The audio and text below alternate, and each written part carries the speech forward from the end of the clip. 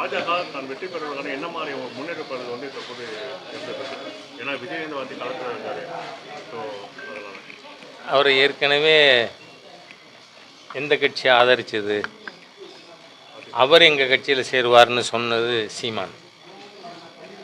அதனால் சீமான் வாங்கின ஓட்டுலேயே அதுவும் சேர்ந்துருக்கும்னு நான் நினைக்கிறேன். ஏன்னா சீமான் கிளைம் பண்ணார், அதை விஜய் அவர்கள் தேர்தல் முடிகிற வரை மறுக்கலை, அப்புறம்தான் மறுத்திருக்கார்.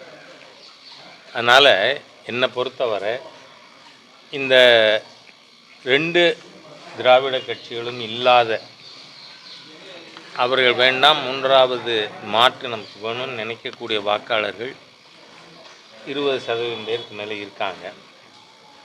அதோடு மட்டுமல்ல, நம்மோட முந்தைய அனுபவத்தில் கட்சிக்கு எங்கெல்லாம் கட்டமைப்பு இருக்கிறதோ அங்கே நம்மளால் நல்ல ஓட்டுகள் வாங்க முடிஞ்சிருக்கு.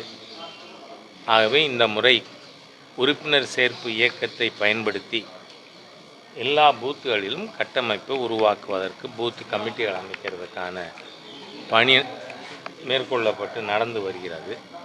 அதனால் ஒரு பெரிய அளவில் ஒன்றுனா ஒரு சிம்பிள் அரித்மெட்டிக், நம்ம என்டிஏக்கு 18.1% ஓட்டு ஏற்கனவே கிடச்சிருக்கு. ஓட்டு போட்ட ஒத்தத்தரும் இன்னொரு ஓட்டு சேர்த்தா 36%க்கு மேலே ஆட்சி. ஆகவே அதுக்கான முயற்சியில் இறங்கியிருக்கோம். நிச்சயமாக வெற்றி கிடைக்கும் நம்பிக்கை இருக்கு. செய்திகளை உடனுக்குடன் தெரிந்து கொள்ள உடனே சப்ஸ்கிரைப் பண்ணுங்க.